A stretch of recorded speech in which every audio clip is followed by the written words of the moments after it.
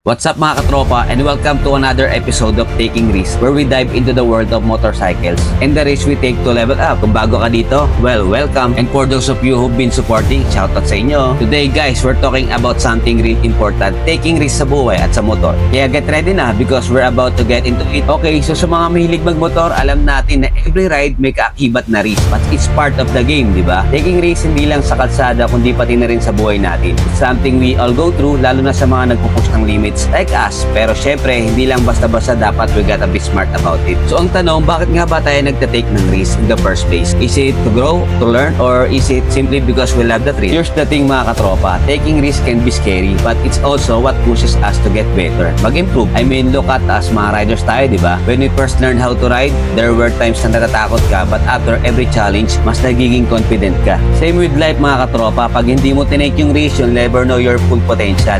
And speaking of potential, let's talk about the risk na matututunan natin sa motor. Now, let's get into the motorcycle side of things. Alam ko maraming riders dyan na gusto mag-level up ng skills nila, kaya nagpa-practice ng cornering. Or maybe guys, gusto ng long rides, di ba? Pero this comes with risk. Like yung una, syempre, weather conditions. Pangalawa, kung may mga maintenance issues tayo sa mga motor natin, so kailangan natin maging prepared. And then there's the risk of taking on challenges like riding in unfamiliar routes or pushing your limits with faster speeds. Pero here's the trick. Ang key is preparation mga katropa. Huwag magmadali, make sure your bike is in top condition.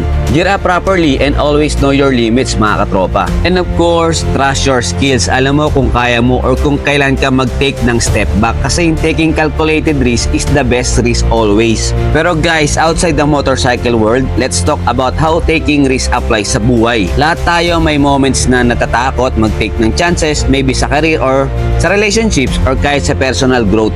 But here's the thing, hindi mo matutuklasan kung anong kaya mong gawin kung hindi ka magta-take ng risk. Kaya if you've been thinking about doing something out of your comfort zone, ngayon na yung time tropa, life is too short to be stuck in the what ifs. Here's a little advice para sa mga hindi pa sure about taking risk. It's okay to be afraid, hindi mo kailangan maging fearless. What's important is being prepared and being okay with failing, kasi yung failure guys, that's just part of the process. Kung matututo ka, yun yung true success. So pagdating sa mga rides mo, sa career or kahit sa mga personal goals mo, take the first step pero always be smart guys about it. In short, take the risk but do it wisely.